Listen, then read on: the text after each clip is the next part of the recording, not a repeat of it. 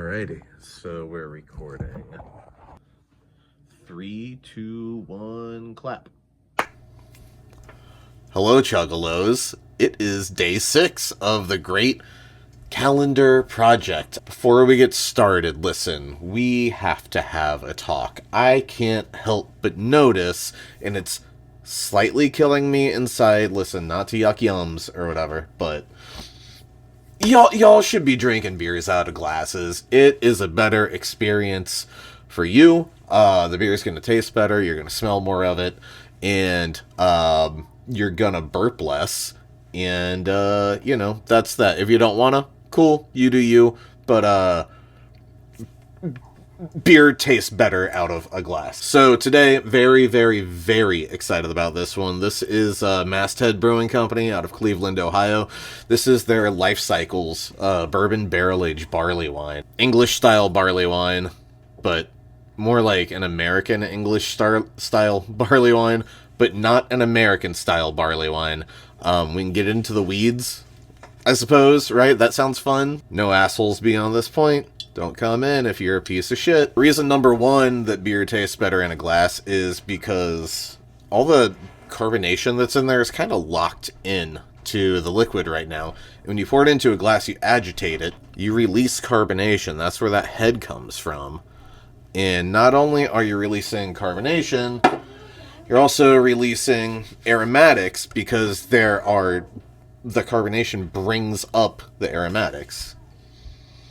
Oh, fuck me, that smells so good. Shout out to Masthead for the hookup with this one. We've got a really good relationship with Masthead Brewing Company, and they know that we love them dearly, and they always send us the really, really cool shit, and this keg is one of the really, really cool shits. And I'm not saying this just because I'm a fanboy, I'm saying this because, it's part of what made me a fanboy. Masthead's barrel program might be the best in the state of Ohio. Their barrel-aged imperial stouts, barley wines, I think they've done quads before. Just, their strong ales are unbelievable. The kind of complexity that they can pull out of what's essentially two simple ingredients, right? Beer in a barrel and time. That knows I'm getting all kinds of dark fruit and, some toffee. Sounds like it's bedtime. Rolos. I'm telling you right now, this is a savorin beer. This is something I'm not going to be rushing myself through. And it's 14%. It's 14.2%. It is not a little beer. And I'm gonna sit with this one.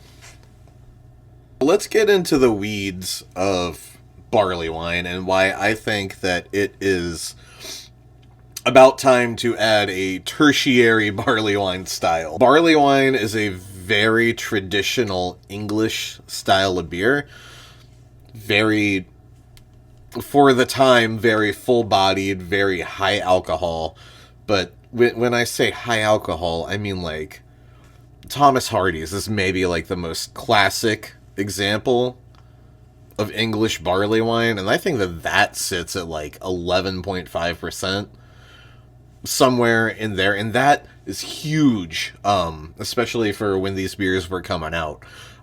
So, a traditional English barley wine, very simple ingredients, a base malt, usually Maris Otter, the highest quality base malt you can find, enough English hops, bittering hops, to counteract some of the sweetness, but not a hoppy beer, right?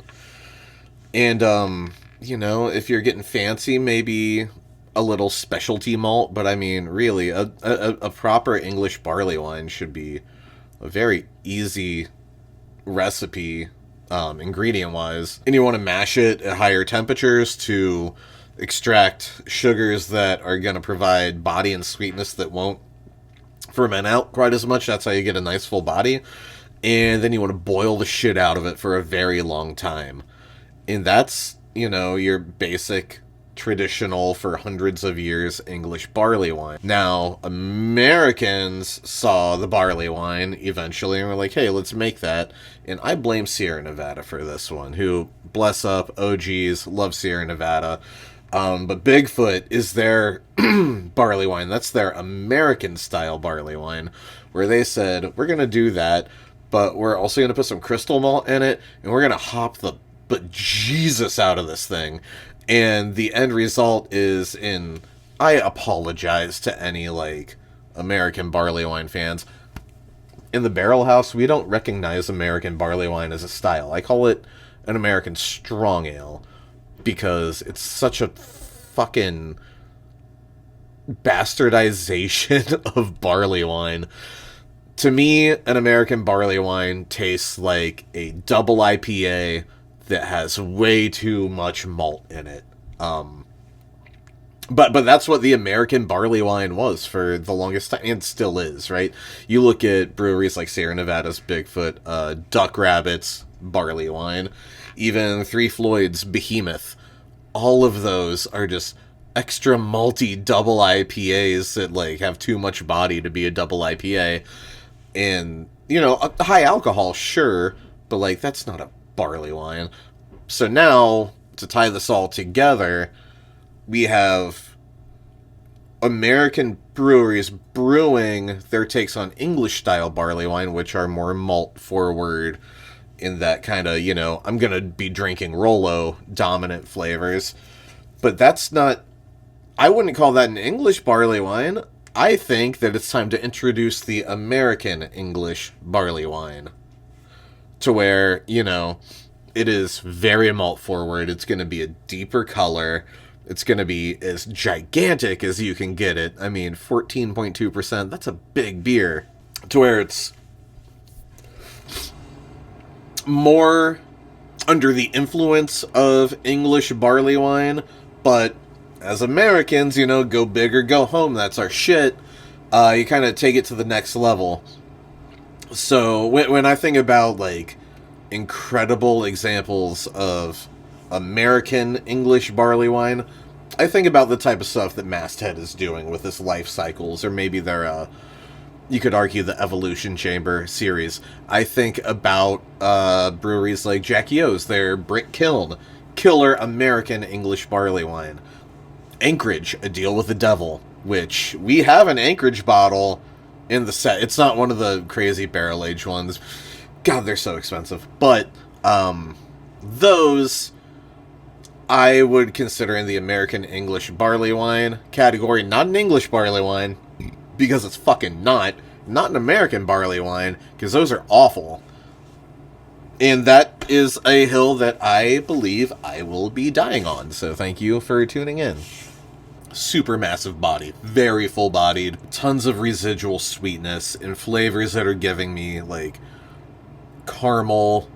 I think I already said Rolo, and I meant it. I might have said it 3 times now. That might be my 3rd or 4th Rolo drop, but goddamn do I mean it. The Brewmaster Clark, his handling of bourbon barrels is just so fucking perfect. Because I don't know that, like, if you handed this to me, I don't know that I would say, hey, that's a bourbon barrel-aged beer, because you don't get smacked with bourbon flavor in the way that you do with a lot of, I don't want to talk shit, but lesser bourbon barrel-aged beers. You know what I mean? New Holland. I love New Holland. Great brewery. Legacy brewery. Been doing it forever. OGs in the game. Craft would not be what it is without them. Dragon's Milk is a... You drink a bottle of Dragon's Milk and you know that, like, oh shit, that tastes like a shot of whiskey, you know what I mean? And that's not what this is. Also, I just noticed this. Maybe the camera will pick it up, maybe not, but, like, can you see the legs on that thing? It's like drinking a fucking glass of wine where the alcohol is just sticking to the side of the glass. The bourbon barrel in this beer is a supporting character and not the star of the show, right? Like, the malt that sticky sweetness, the caramel, toffee, nougat is the lead player. And the bourbon barrel is boosting that up. It's supporting it, as is probably the most important ingredient, time, in that barrel. Because think about it, like, what is a bourbon barrel made out of, right? It's wood. Wood is porous. It's charred on the inside, so it's like roasty, maybe a little bit smoke. The whiskey that was in this barrel first stripped most of those intense characters, right? And when they put this in, there's still a splash of whiskey left in that barrel. Maybe they dumped it out, maybe not. I don't know. I'm not privy to Masthead's barrel aging practices, but they put a gigantic, monster-sized beer into a charred oak barrel that used to have whiskey in it, and wood is porous, right? So the wood absorbs some of the beer, thus fortifying the beer a little bit, a teeny tiny amount. But just like with the rick houses in Kentucky, right? Thermal expansion and contraction. So, like, it shrinks. It gets warm, it expands. There's liquid, there's beer, there's this barley wine soaking into that wood, being released from that wood. I didn't look up the details. I would say that this spent at least a year in the barrel, maybe a little bit longer, but fuck, patience. Patience tastes really fucking good. I don't know that it tastes like it's 14.2%. Like, real talk, I think that the fucking Day Dole, the Still a Noct, I think that came across a little bit hotter than this one. See what I'm doing right there? I got my whole ass nose inside of this glass, and the way that this glass is shaped, right, you rouse it up, and it's a gas. The carbonation, the CO2 is a gas. You rouse it, then that creates a little plume of very smelly, delicious goodness right here. Some of it probably escapes from the top. That's fine. But then you put your whole ass nose in there. Oh, fuck. Look at me. We're in Toffeeville. It smells great here. It's a lot harder. Like, you gotta... to achieve the same goal, like... That doesn't check out. You, like, are you gonna bump up fucking Barleywine? Bump a Barleywine? Pour your beer in a glass, you fucks. God damn, this is my old man yells at clouds moment right here. Shout out Masthead Brewing Company for hooking us up with a keg of this. Now, Matt, heck, I am addressing you directly here right now. You had mentioned in your video that you didn't know if this was one of the reasons why we couldn't do more than 24 cases, and this beer in particular is not. However, the final beer is one of them. So to peel back the curtain a little bit, when we were discussing this, I told him like 12 or 24 are like the magic numbers, because a lot of these specialty beers, not this one because this came from a keg, right?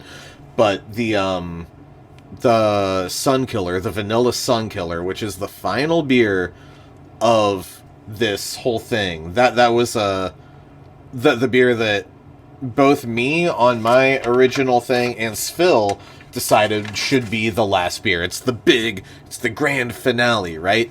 That was a favor case from Masthead, and the maximum, we were only supposed to get 12 cans of that, right? Like, that was gonna be beer that I was gonna put on the shelf at the bar.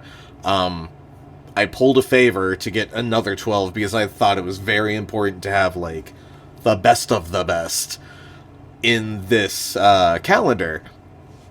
But that being said, like, I'm over asking for an extra 12 things, so there is a maximum of 24 that I could possibly get, no matter how gracious Masthead is being, right? So, like, no, I'm sorry, you know, once the deadline's done, like, I suppose I could have done it. I could have put the Masthead on the shelf and gotten, like, more of a lesser beer, but that goes against the whole point of the calendar project to me, right? Like, we want to give you the best of the best, and oftentimes that is a limited situation that, like, we cannot facilitate more, especially at on a dime. I have yapped on plenty. Rating, let's rate this. My heart is saying 5, but my brain is saying, like, dude, search for something that makes it worse than what you think it is. But I don't know. I'm trying. I am hunting for something bad to say about this beer. American English barley wine, right? Like, I want full body. Check. I want deep toffee notes. Check.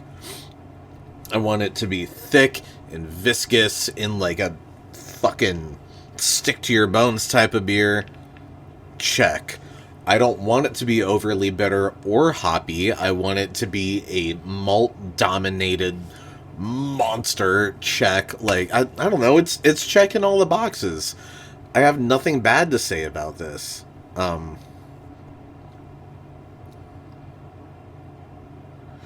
giving it a 5 out of 5. Alright? It's fucking phenomenal. This is phenomenal beer. Clark Benson, you are a fucking wizard. 5 out of 5. There it is.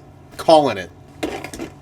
It's day 6 of the Malort Advent Calendar. Now, from days 1 through 5, we have had very small bottles of Malort. Jepson's Malort. Yo, did y'all see Malort reposted our shit today for the anniversary party? You know, we did those Malort infusions. Oh, it's a very small bottle of Malort. Well, I took a picture of our Malort infusions from the anniversary party. I infused Malort with marshmallows, and then I did another one with grapefruit and habanero, because fuck you, that's why. And the Malort account saw it on Instagram, and they reposted it on their main feed, and that's pretty cool, you know? I love to talk shit, but I also love this shit deeply. No, I have such a, like, history with Malort at this point, like, throughout my adult life and, like, trips to Chicago. Like, I have the deepest affinity for this garbage liquid, and it just feels cool that, like, I don't know, my stupid joke plays with their stupid joke, and they posted our shit from their shit, and it feels good, man. Alright, cheers, y'all. I really hope that everybody enjoyed that Life Cycles as much as I did. I know I tend to, like, gush, but, like, I get so excited, especially about beer styles that I love so deeply. Anyway, Monty Python style, tomorrow is going to be something completely different. A nice 4 whatever percent ordinary bitter. It'll be a nice cup. Svil, your fucking arrangement of these beers so far has been fantastic. Just want to give you an outshout for that, because, like, I did my own version, and I really think I prefer yours. It's like, when you're sequencing, I'm a musician, right? I make records, and, like, one of my favorite parts of making an album, or even a mixtape, is the sequencing, right? There's an ebb, and there's a flow, and it's a roller coaster ride, and it's a journey. And fuck, man, I've really, really enjoyed the way that you've taken us. You know, there's peaks and there's valleys, and right now we're at what I would consider a peak. Next is going to be a 4-something% bitter, which is a great respite from the storm, and I don't know, it's wonderful. Anyway, this is going to be way too long of a video, but cheers, y'all. See you tomorrow for Duchess Ale's Auspice Ordinary Bitter, I think. I'm going to be so drunk after this.